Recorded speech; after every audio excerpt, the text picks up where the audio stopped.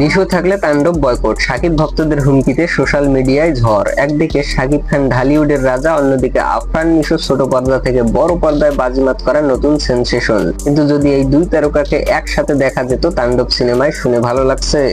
না, শাকিব ভক্তদের কাছে এটা যেন একদমই অপছন্দ। তারা সোশ্যাল মিডিয়ায় এক প্রকার ঘোষণা দিয়েছে নিশো থাকলে তাণ্ডব বয়কট। তাণ্ডব শাকিব খানের আসন্ন সিনেমা, যার জন্য অপেক্ষায় ছিল লাখো ভক্ত। কিন্তু যখনই গুঞ্জন উঠলো এই সিনেমায় শাকিব খানের সঙ্গে থাকছেন আফরান নিশো, ঠিক তখনই যেন বিস্ফোরণ ঘটলো সোশ্যাল মিডিয়ায়। কেউ বলছেন নিশো থাকবে শাকিবের পাশে কিসের ভিত্তিতে, আবার কেউ বলছেন শাকিব লিগ আলাদা, আবার কেউ বলছেন যদি নিশো থাকে তাহলে আমি তাণ্ডব দেখবো না।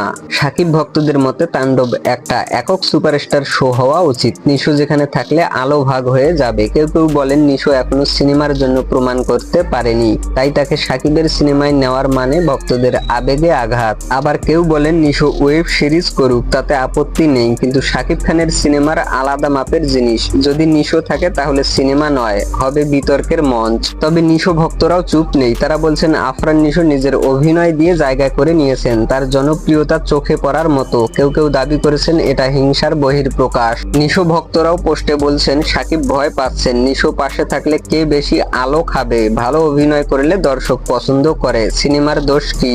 আর এতেই বিপদে পড়েছেন রায়হান রাফি। প্রযোজকরা অবশ্য এখনো চুপ, কারণ সিনেমার কাস্টিং নিয়ে এভাবে দুই পক্ষের উত্তাপ চলছে, তাতে একটা ভুল সিদ্ধান্ত ক্ষতি হতে পারে কোটি টাকার। তাই এখনো কোনো নিশ্চয়তা নেই নিশোকে দেখা যাবে কিনা তাণ্ডব সিনেমায়। প্রশ্ন একটাই, তাহলে